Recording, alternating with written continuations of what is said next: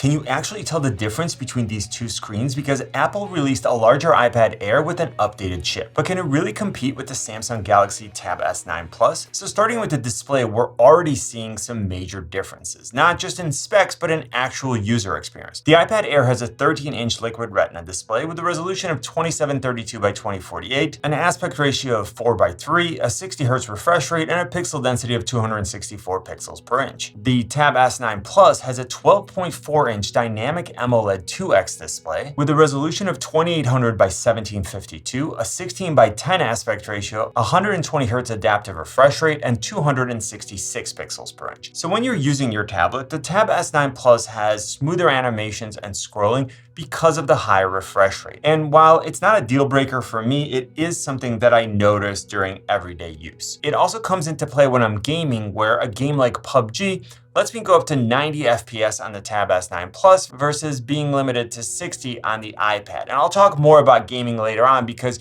there you have to make a really difficult choice. The OLED screen on the Tab S9 Plus also means that we have per pixel control. So we're getting incredible image quality and color, very dark blacks, and excellent contrast ratio. Now both displays are actually quite reflective. The iPad is better there, it's less reflective, but we don't see the same advantage that the iPad Pro has over the Tab S9 Ultra. And if you want to see an example of that, check out that video when you're done with this one. Now, if you're using your tablet for watching movies or videos, the aspect ratio of 16:10 on the Tab S9 Plus is closer to the aspect ratio of the content. But since both tablets are about the same length, you end up getting smaller black bars on the Tab S9 Plus, but essentially the same image size. Now, if you're using both of these tablets in portrait mode, then I prefer the 4:3 aspect ratio of the iPad Air because it's wider and more similar to a notebook, which I mostly notice when I'm taking handwritten notes. Now, ultimately, both displays have very good image quality, but this is a pretty clear win for the Galaxy Tab S9 Plus. In terms of portability, both tablets are very similar, with the iPad being a bit larger and heavier because of the aspect ratio. Both companies offer smaller versions if you need something more compact, and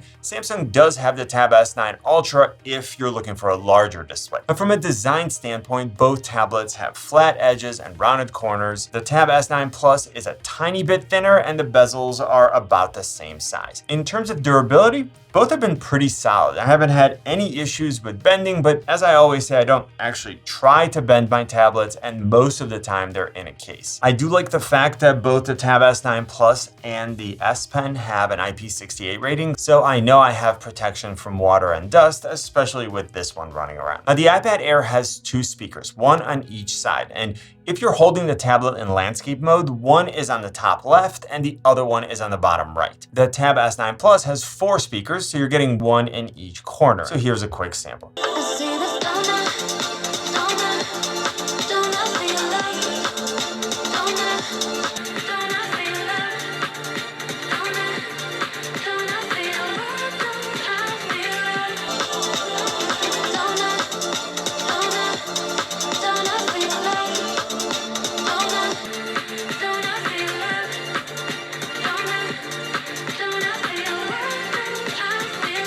Now, both tablets have a USB-C port for charging and connecting accessories, but I love that the Tab S9 Ultra has a micro SD card slot, so I can relatively inexpensively expand the internal storage by up to 1 terabyte. This can save me money if I compare it to upgrading the internal storage. I can also use the micro SD card storage for files, photos, videos, and for most apps. The iPad Air uses Touch ID for biometric authentication, and the fingerprint sensor is integrated into the power button. The Tab S9 Plus offers a great under-display fingerprint sensor and a face recognition option. Now, all three work well for me, but I prefer the placement of the under-display fingerprint sensor on the Tab S9 Plus because it's more organic to how I pick up and hold a tablet. And what I do with the iPad Air is I just program one finger from each hand, and then that way, regardless of how I pick it up, it's more comfortable to authenticate. Now, battery life is also something that I was super curious about, and so far it seems like the Tab S9 Plus is lasting longer for me. Now, as always, how much actual screen on time you get from your tablet is going to depend on what you do, and I'm working on a battery drain test, so go ahead and subscribe if you want to be notified decide when it's released. Now, when it comes to charging, the Tab S9 Plus doesn't come with a charger, and with the iPad Air, we get a one-port 20-watt charger. At the same time, the Tab S9 Plus can accept up to 45 watts fast charging if you have a high-capacity charger available. Now, in both cases, you're able to expand the functionality by adding a keyboard case and a stylus, but there's some really important differences that you should consider. Looking at the keyboard options, the iPad Air is compatible with Apple's Magic Keyboard and some excellent third-party options. The Tab S9 Plus is compatible with 2 different versions of the book cover keyboard from Samsung, and of course, you can always use an external Bluetooth keyboard with both tablets. Now, personally, I like the feel of the keys on the Magic Keyboard better. They have better bounce back, they're more comfortable to type on, and I find myself making less typos. The trackpad on the Magic Keyboard is more responsive and more accurate. You can click anywhere on it, and the Magic Keyboard also has a USB-C pass-through, so you can charge the iPad Air while still being able to connect accessories. The Tab S9 Plus keyboards offer 2 designs to choose from. They have a row of function keys, and they do a better job at securing the S Pen so it doesn't fall off when it's in my bag, which brings me to the stylus options. The Tab S9 Plus comes with a free S Pen. It pairs wirelessly. It can be stored on the side or on the back of the Tab S9 Plus, but it will only charge on the back. The iPad Air is compatible with the USB-C version of the Apple Pencil, which costs $79, and the new Apple Pencil Pro, which pairs wirelessly, can be stored and charged on the side of the iPad and costs $130. Now, the Apple Pencil Pro also offers features like barrel roll, which is useful with rotating shaped pen and brush tools. It offers a squeeze function, which can be used to open a palette for switching tools, line weights, and colors, and it has haptic feedback. The majority of these features are going to be mostly important for artists or creator, at least for now, but the one added feature that I love is that this new Apple Pencil now has Find Mine, so I can easily find where I left it around the house. Now, the S Pen doesn't need to be charged to write. It only needs a charge for the Bluetooth functions, whereas the Apple Pencil does need to be charged in order to work at all. Now, practically speaking, this isn't a very meaningful difference to me because the Apple Pencil is always charging when it's being stored, and really the battery lasts forever, but it's still something that I wanted to mention. Now, you're able to assign a function to the button on the S Pen, which is similar to the Apple Pencil's double tap function, but the S Pen also has several Bluetooth functions, so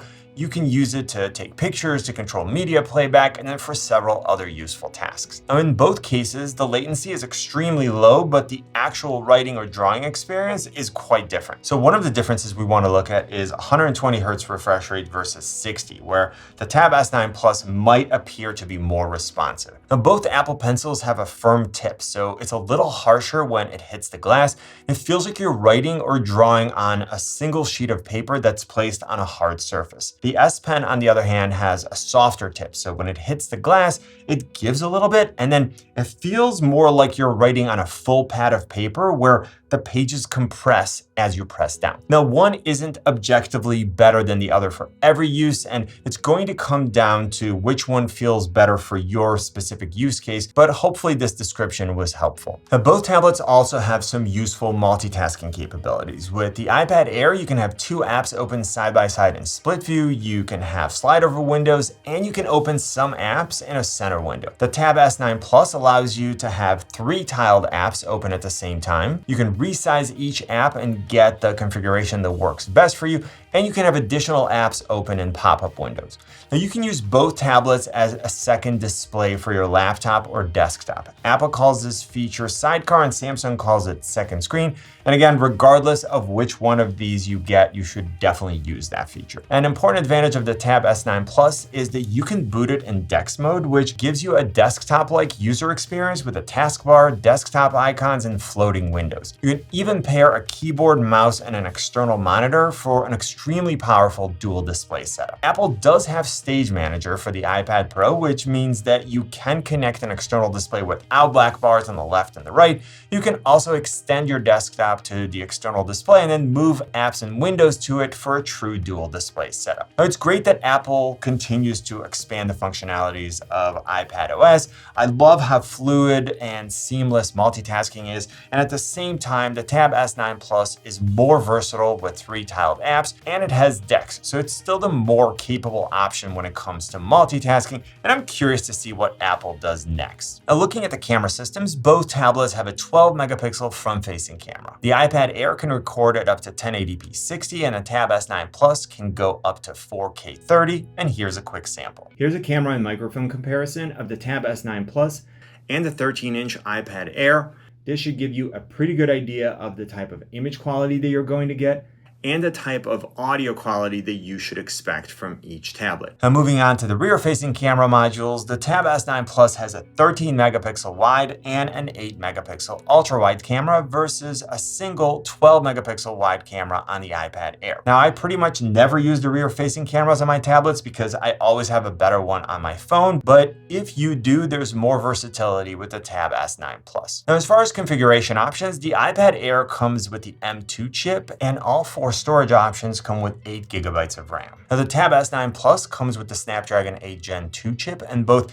the 256 and the 512 gigabyte models come with 12 gigs of RAM. Now, let's quickly look at benchmarks for those of you who are interested, where we see the iPad Air come out ahead for single-core performance, and the advantage continues as we look at multi-core performance and GPU performance. Now, for most things, this additional processing power isn't really that meaningful because both tablets feel snappy and responsive. Now, if you're working with more demanding apps, or if you're doing photo and video editing, then this is a clear win for the iPad Air. And of course, I also expect the iPad Air to continue to perform better for longer. Now, gaming is one of those areas where processing power could matter. So both tablets played games like PUBG, COD Mobile, and Genshin Impact without a problem. But here you have to make a choice based on what's most important to you. As I mentioned, playing PUBG, I could go up to 90 FPS on the Tab S9 Plus with graphics set to smooth, or all the way up to Ultra HD for graphics and Ultra for frame rate. On the iPad Air, frame rate was limited to extreme since it's a 60 Hz display. Now, looking at gaming performance, I'm going to give the edge to the iPad Air because of the M2 chip.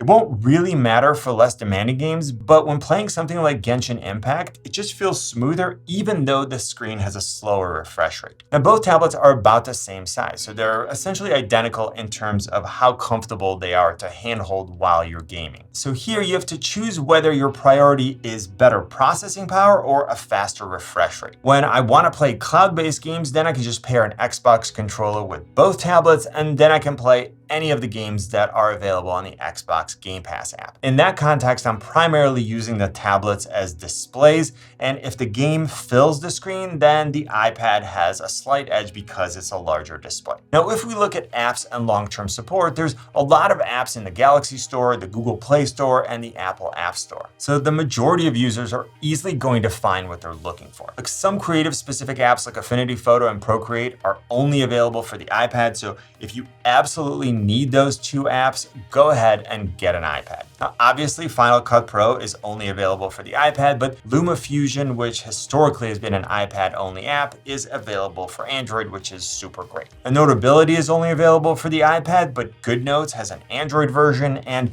Samsung Notes is actually an outstanding option, and it's included with the Tab S9 Plus. Now, overall, I definitely give the edge to the iPad Pro because almost every single iPad app is optimized for a tablet, whereas with the Tab S9 Plus, a lot of the apps are stretched out versions of the phone apps, which look kind of strange on a tablet. As far as operating system support, Apple has always provided excellent long-term support. And while Samsung offers 4 years of OS updates and 5 years of security updates, Apple still has the advantage in this context if that matters to you. Now, I also want you to consider the ecosystem that you're in when you're making a choice, because there are definitely advantages when you stay within your current ecosystem. So things like wireless file sharing, link sharing, and then other continuity features just work best when they're within the same ecosystem. And while Samsung continues to improve here, I'm going to give the edge to Apple because they have full control of all of the software and the hardware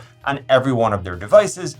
But let's talk about the price. So I'm going to use the prices off of the Apple and Samsung stores because they're more standardized, but you can usually find better prices using the links in the description. Now, the base model of the Tab S9 Plus comes with 256 gigabytes of storage and it sells for $999. The base model of the iPad Pro comes with 128 gigabytes and sells for $799. And if we want to compare apples to apples, The 256GB model of the iPad Air sells for $899. Now, both tablets also offer a 512GB model, but the iPad Air goes all the way up to 1TB if you need more of the fastest internal storage. And remember that the Tab S9 Plus has a micro SD card slot and includes the price of the S Pen. Both tablets are also offered with a 5G model if you need additional connectivity. Now you should check out this comparison. You know what I always say, buy it nice or buy it twice. Good luck and see you soon.